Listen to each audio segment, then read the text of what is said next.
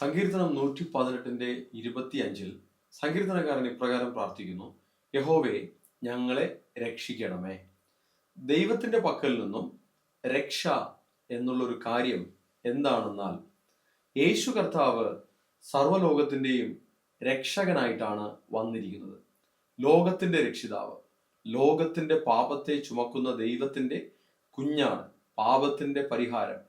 അപ്പോൾ ആത്മാവിൽ നമുക്ക് പറ്റിയ, മാനവരാശിക്ക് പറ്റിയ പാളിച്ചയിൽ നിന്നും അവരെ വീണ്ടെടുക്കുവാൻ, വിടുവിക്കുവാൻ, രക്ഷിക്കുവാൻ ദൈവം തന്നെ വേഷത്തിൽ മനുഷ്യനായി നമുക്ക് വേണ്ടി ഈ ഭൂമിയിൽ വന്നിരിക്കുകയാണ്. കാൽവരി ക്രൂശിൽ ഒരു യാഗമായി മാറിയിരിക്കുകയാണ്. അതാണ് ദൈവത്തിൽ നിന്നും നമുക്ക് നൽകിയിരിക്കുന്ന രക്ഷ. എങ്കിലും നമ്മുടെ ഭൗതിക ജീവിതത്തിലും പലവിധമായ പ്രതിസന്ധികളിൽ, പ്രതികൂലങ്ങളിൽ ദൈവത്തിന്റെ സഹായം നമുക്ക് സ്വന്തമാക്കാം.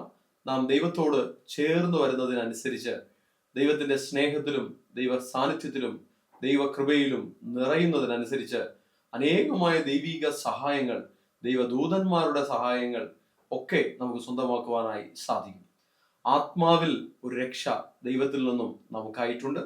മാത്രമല്ല, നമ്മുടെ ഈ ലോകത്തിൽ ഭൗതികമായ ജീവിതത്തിലും ദൈവത്തിന്റെ സഹായം നമുക്ക് സ്വന്തമാക്കുവാനായി നമുക്ക് സാധിക്കും.